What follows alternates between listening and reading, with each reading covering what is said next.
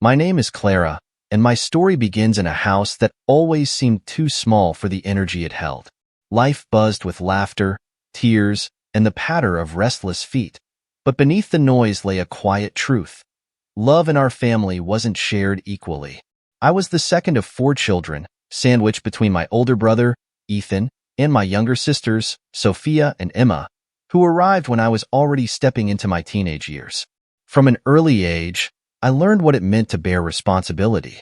While other kids raced their bikes or played in the fields, I was in our cramped kitchen stirring pots alongside my mother or keeping a watchful eye on Sophia and Emma. My childhood wasn't defined by carefree moments, but by quiet lessons in perseverance and selflessness, lessons that shaped me more than I realized. Our parents, Daniel and Linda, worked tirelessly to provide for us. Dad put in long hours at the factory, while Mom juggled part-time jobs and the never-ending demands of the household. They did their best to ensure we had what we needed, even if luxuries were out of reach.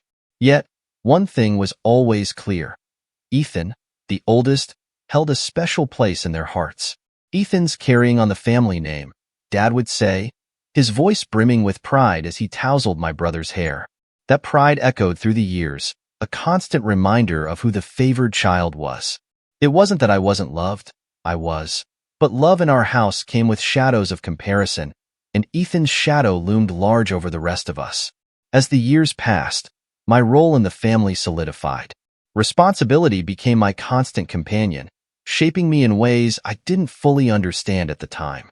While my peers spent their afternoons chasing sunsets or whispering secrets at sleepovers, I was busy managing the chaos of our small but bustling home. My mother leaned on me heavily, not out of neglect but necessity. She trusted me to step in where her time and energy fell short. "Clara, can you help me with the laundry?" she'd call, her voice tired but hopeful. "And don't forget to check on the girls." It wasn't just chores.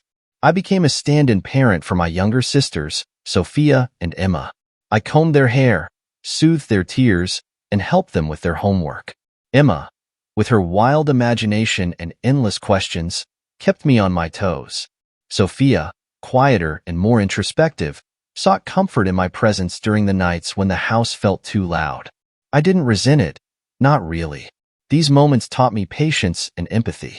But there were nights, after everyone had gone to bed, when I'd sit by the window and wonder what it would feel like to have someone care for me the way I cared for them.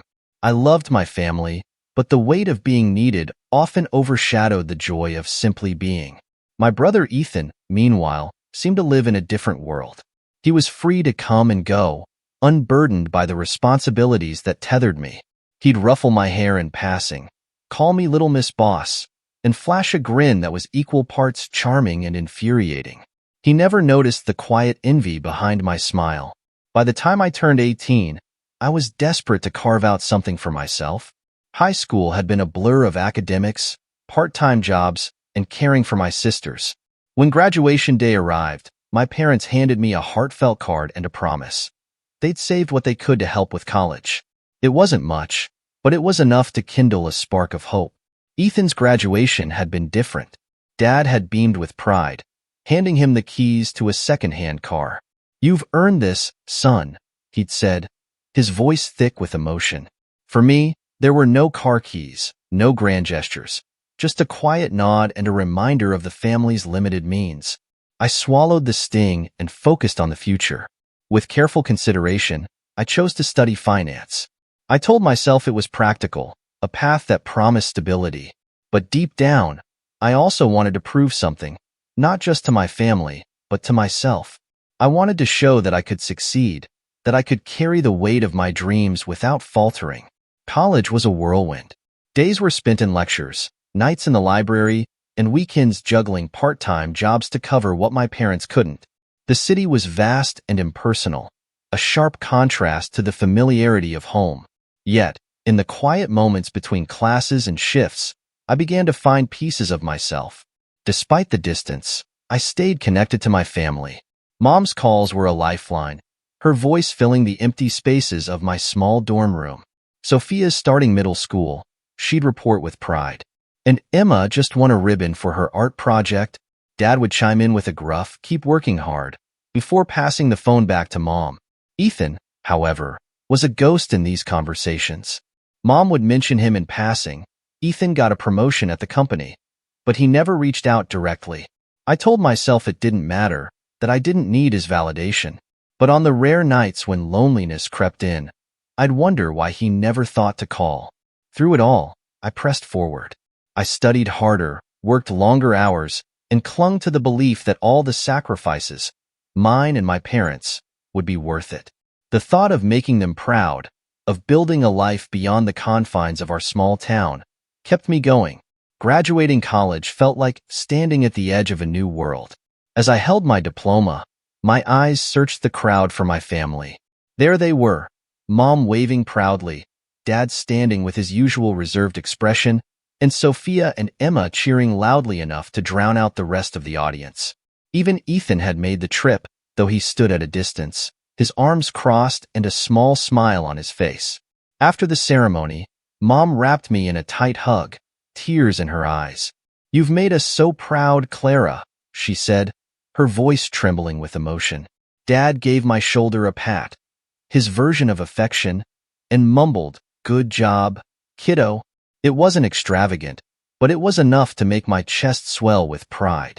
The celebration was simple, a dinner at a modest restaurant where the conversation centered around my plans for the future.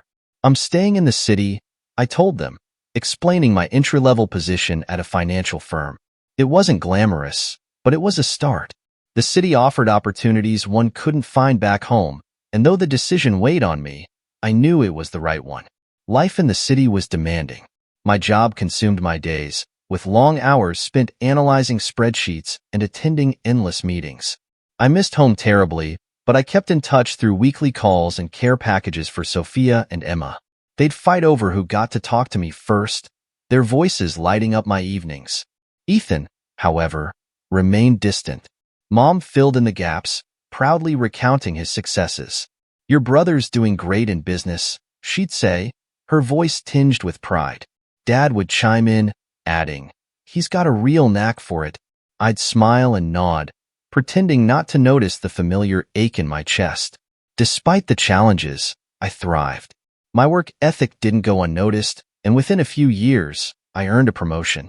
It was validation of all the sacrifices I'd made, a reminder that I was capable of carving out a life for myself. But even as I climbed the corporate ladder, a part of me remained tethered to the home I'd left behind. 8 years after I'd first left for college, life threw me an unexpected curveball. I was home for a rare visit, sitting in the kitchen with Mom, when my phone buzzed. It was my boss.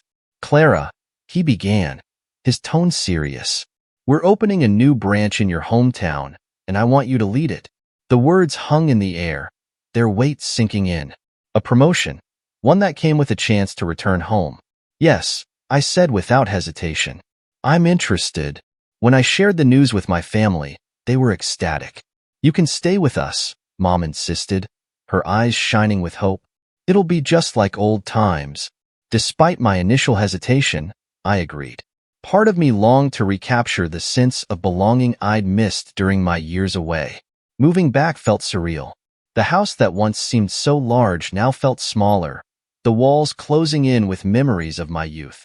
Sophia and Emma, now teenagers, greeted me with tight hugs and a flurry of updates about their lives.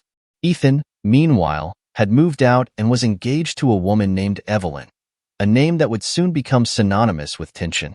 My first evening home, I sat with Sophia and Emma in our old room. We laughed and reminisced, but when I asked about Ethan's fiancée, their expressions shifted. "She's different," Sophia said hesitantly. "Her family's wealthy," Emma added, her tone neutral. Something in their voices made me pause, but they quickly changed the subject. As I settled into my new job, the demands of setting up the branch office left little time for personal reflection. Still, I made an effort to reconnect with my family. Evenings were spent helping Sophia and Emma with their homework or chatting with Mom as she cooked dinner. For a while, it felt like I'd found my rhythm. Then came the first encounter with Evelyn. It was a Monday evening, and the doorbell rang just as we were sitting down to dinner. "It's Ethan and Evelyn," Mom called out, her voice tinged with excitement. Ethan walked in first, looking sharp in a tailored suit. Behind him was Evelyn, a tall, poised woman with an air of perfection that bordered on intimidating. Her eyes swept over the house with thinly veiled disdain. "Oh, how quaint," she said, picking up one of Mom's cherished knickknacks. Her presence shifted the atmosphere. Mom and Dad fawned over her, eager to please, while Sophia and Emma shrank into themselves. Evelyn's sharp comments about the house, the food, even Emma's outfit, went unchecked. I pulled Sophia aside. "What's going on?" I whispered. Sophia sighed. "Ethan works for her dad now. It's a big deal. Mom and Dad are scared that if we upset her, Ethan might lose his job." The realization hit me like a punch. This wasn't the family I remembered. The warmth that had once defined our home had been replaced by a fear that left everyone walking on eggshells. As the days passed, Evelyn's presence loomed larger. Her comments grew bolder, her demands more unreasonable. I watched as my family bent over backward to accommodate her, their sense of self-worth eroding under her gaze. It was clear that my return home wasn't just about reconnecting. It was about protecting the family I loved from the storm that had taken root in our lives. It didn't take long for Evelyn's presence to transform the dynamics in our family. She was a woman who demanded attention the moment she entered a room, her every word carrying the weight of entitlement. Her sharp eyes scanned every corner of our modest home, and I could almost hear her internal critique as she glanced at the faded curtains and worn furniture. At first, I tried to give her the benefit of the doubt. After all, she was going to be part of the family, and I wanted to keep the peace. But Evelyn made it clear that she had no intention of fitting into our world. She saw herself as a guest, and we were there to serve her whims. One evening, during a family dinner, Evelyn sat at the table like a queen holding court. She scrutinized every dish, offering backhanded compliments that stung more than insults. "Oh, this casserole is interesting," she said, poking at her plate. "Did you use fresh ingredients? It tastes a bit processed." I clenched my fork but said nothing. Mom and Dad, however, fawned over her like she was royalty. "We'll do better next time, Evelyn," Mom said, her tone unervingly apologetic. Sophia and Emma stayed silent, their eyes downcast. After dinner, I pulled Emma aside.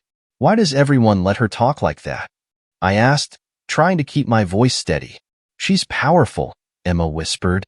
"Her dad owns the company Ethan works for. Mom and Dad think if we upset her, Ethan's career will be over." I stared at her, trying to process the words. Our family, once strong and proud, was now tiptoeing around a woman who treated us like her inferiors. The realization filled me with anger and sadness. This wasn't the family I remembered, and Evelyn was at the heart of it. The tipping point came during another one of Evelyn's visits. That evening, she arrived unannounced, her sharp heels clicking on the tiled floor as she made her way into the living room. She barely greeted anyone before launching into a critique of the house's decor. "Have you ever considered redecorating?" she asked, picking up a family photo. "It's so dated. I know a designer who could really transform this space." Sophia, standing nearby, stiffened. "We like it the way it is," she said softly. Evelyn turned to her, her lips curving into a condescending smile. "Oh, Sophia, you're so sweet. But you'll understand these things when you're older." Something inside me snapped. "That's enough," I said, my voice firm. Everyone froze, including Evelyn. "What?" she said, her tone dripping with mock innocence. "This is our home," I said, standing my ground. "You don't get to waltz in here and treat us like we're beneath you. If you can't respect us, then maybe you shouldn't come here at all." The room fell silent. Evelyn's face twisted with anger, and she grabbed her purse. "I don't have to put up with this," she snapped, storming out. Ethan followed her, looking torn but saying nothing as he left. As soon as the door closed, my parents turned on me. "Clara, how could you?" Mom said, her voice trembling with emotion. "You know how important this is for Ethan's future," Dad added, his disappointment cutting deeper than I expected. I stared at them in disbelief. His future? What about Sophia and Emma? What about the rest of us? Why are we bending over backward for someone who treats us like garbage? Mom wrung her hands, her voice breaking. "Evelyn has connections. She can give Ethan opportunities we could never dream of. You need to apologize to her. I shook my head, anger rising in my chest. Apologize? For what? For standing up to her? For refusing to let her treat us like dirt? I won't do it. The argument spiraled from there, voices rising and emotions spilling over. My parents begged me to reconsider, to be the bigger person for Ethan's sake. Finally, just to stop their relentless pleas, I agreed to try and make peace. But inside, I knew this wasn't over. Evelyn's true colors shone brighter as preparations for the wedding began. It quickly became apparent that this wasn't just a celebration of love. It was a spectacle, a performance meticulously curated to reflect her vision of perfection. She took control of every detail, her demands relentless and her tone sharp. "Clara," she said one afternoon during a dress fitting, "I need you to step up. You're the maid of honor, after all. You can't just stand around looking like an extra. You need to elevate yourself." Her eyes flicked to the gown I had picked, a simple, elegant dress that suited my style. That dress, for example. It's fine for a charity gala, but not for my wedding. We'll find something more appropriate. Her words stung, but I bit my tongue for the sake of keeping the peace. I couldn't say the same for my sisters. Sophia and Emma, bridesmaids by obligation, were roped into Evelyn's endless errands and scolded for the smallest mistakes. "I'm not sure I can do this," Sophia whispered one evening, her eyes red from tears. "She's impossible, Clara. You'll get through it," I assured her, even though my own patience was wearing thin. I couldn't ignore the effect Evelyn's demands were having on my family. She had turned what should have been a joyous time into a trial of endurance. The breaking point came when Evelyn unveiled her grandest demand yet, a choreographed dance performance by the bridal party. It wasn't just any dance. It was a showstopper complete with lifts and splits, moves that belonged in a Broadway production, not a family wedding. "This will be the highlight of the reception," Evelyn declared, handing out a detailed schedule for rehearsals. "I expect full participation." I hesitated, knowing my old back injury would make the routine impossible for me. At the first rehearsal, I watched as the choreographer explained the moves, Evelyn standing by like a drill sergeant barking orders. "Come on, Clara," she snapped when I didn't immediately jump in. "Stop being so difficult." "I can't," I said firmly. "I have a back injury. This kind of dancing isn't possible for me." Her eyes narrowed. "You mean you won't?" "Fine," she said, her voice dripping with venom. "If you can't dance, you can make it up another way. Let's say $10,000 as a wedding gift." I was stunned. "Excuse me?" "You heard me," Evelyn said, crossing her arms. "That's the least you can do if you're not willing to contribute." The room fell silent. My sisters looked at me, their faces pale with shock. Without saying a word, I grabbed my things and walked out. I could feel my hands shaking as I made my way home, my mind racing with anger and disbelief. When I got home, I burst into the living room, where my parents were watching TV.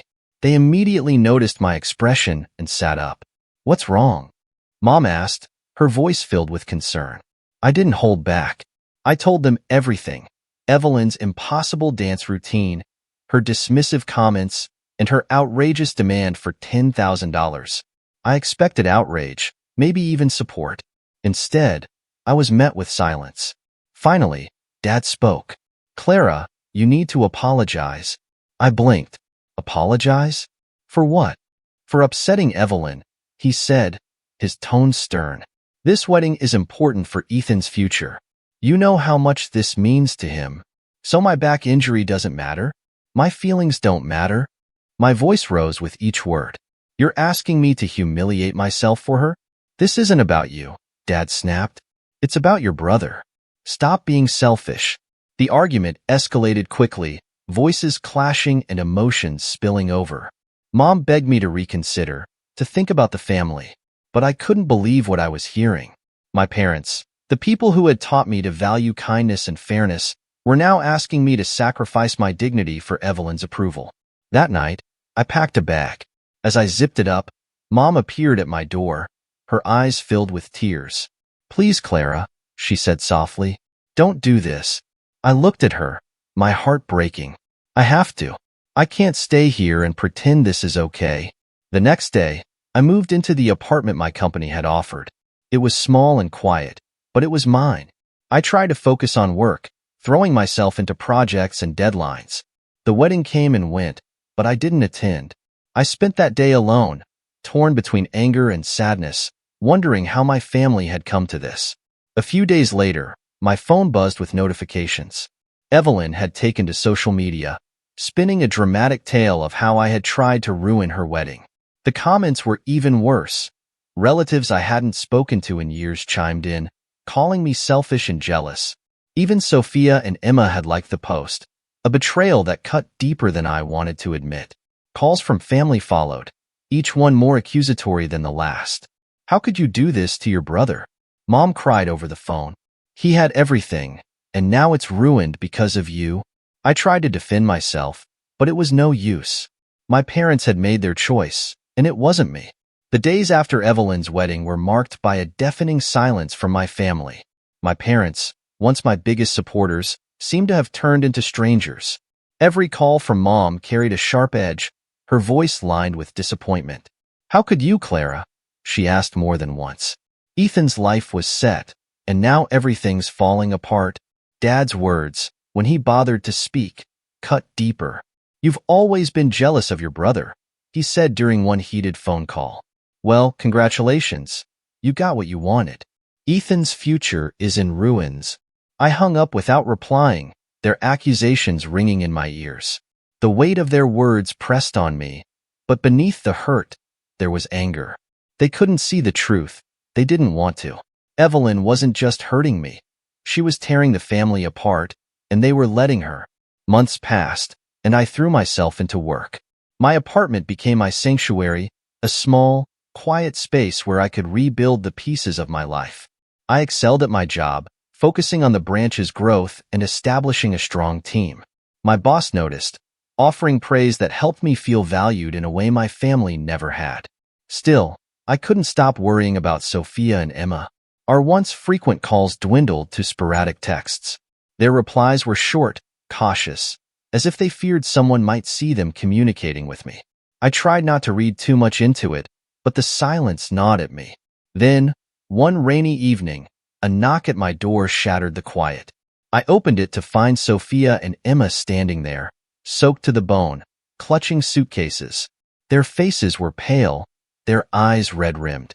Clara, Sophia said, her voice trembling, we need your help. Inside, over cups of hot tea, the truth spilled out in halting, tearful words. After the wedding, Evelyn's behavior had escalated. Now stripped of her wealth and prestige, she had taken out her frustrations on my sisters, treating them as personal servants. She makes us clean her house, cook her meals, do her laundry, Emma said bitterly. And she doesn't pay us a dime. She says it's our duty as family, Sophia added, her voice trembling with anger. And Ethan? He just stands there and lets her. He says we should be grateful for what she's doing for us. What about Mom and Dad? I asked, though I already knew the answer. They think it's great, Emma said with a hollow laugh. They say we're building character. The words were a knife to the heart. The parents who had once told me to stand up for what was right were now complicit in letting Evelyn crush my sisters under her heel. I reached across the table and took their hands. You're staying here, I said firmly, as long as you need. At first, the transition wasn't easy. My apartment was small, and the three of us had to navigate sharing space as adults. But slowly, we found our rhythm. I helped Sophia and Emma craft resumes and practiced interview questions with them late into the night. During those hours, we talked, really talked, for the first time in years. They told me about the hurt and betrayal they'd felt, and I shared my own struggles. The walls that Evelyn had built between us began to crumble. Weeks turned into months. Sophia landed a job at a local bookstore, her natural warmth and charm endearing her to customers. Emma enrolled in classes at a community college, her dreams of becoming an artist reignited. They insisted on contributing to rent and groceries, despite my protests. Watching them grow into confident, independent women filled me with a pride I hadn't felt in years. One evening, as we sat around the dinner table laughing at one of Emma's stories, I looked at my sisters and felt a sense of peace I hadn't known in a long time. Our parents might never change. Ethan and Evelyn might never take responsibility for their actions. But in that moment, I realized it didn't matter. We had each other, and that was enough. Months after Sophia and Emma moved in, life began to feel normal again, or at least a new version of it. We'd created a haven within the walls of my apartment, free from the chaos that Evelyn had brought into our lives. But the past has a way of creeping back when you least expect it. One morning, as I was reviewing reports for an upcoming meeting, my phone rang. The caller ID flashed a familiar name, Ethan. My chest tightened as I debated answering, but curiosity got the better of me. "Clara," he began, his voice hesitant. "We need to talk." I agreed to meet him at a nearby coffee shop, unsure of what to expect. When I arrived, Ethan looked different, tired, worn down, his usual confidence replaced by something more vulnerable. "I made mistakes," he admitted after a long silence. "Evelyn, she's not who I thought she was." I raised an eyebrow, unsure whether to feel vindicated or angry. "It took you this long to see that?" He flinched but nodded. "I was blind. She told me things about you, about Sophia and Emma, that I believed because it was easier than facing the truth." I wanted to yell at him, to lay bare all the pain his choices had caused. But as I looked at him, I realized there was no satisfaction in his regret. He'd already lost so much: his job, his pride, and now the respect of his family. "I'm not here to fix things for you," I said, my voice steady. "But if you want to make things right, start by apologizing to Sophia and Emma. They deserved better from you." Ethan nodded, tears glistening in his eyes. "I'll try. I just hope it's not too late." Ethan's apology marked the beginning of a slow, fragile reconciliation. He reached out to Sophia and Emma, offering heartfelt apologies for his silence and complicity. At first, they were skeptical, but over time, they saw his sincerity. It wasn't an immediate fix, but it was a start. Meanwhile, my professional life flourished. The branch I managed exceeded expectations, and my efforts were recognized with another promotion. For the first time, I felt truly confident in the life I'd built for myself. One evening, as Sophia, Emma, and I prepared dinner together, there was a knock at the door. To my surprise, it was my parents. Mom stood nervously, clutching a pie, while Dad looked uncharacteristically subdued. "Can we come in?" Mom asked softly. We sat around the living room, the air thick with unspoken words. Finally, Dad broke the silence. "We were wrong," he said, his voice heavy with regret.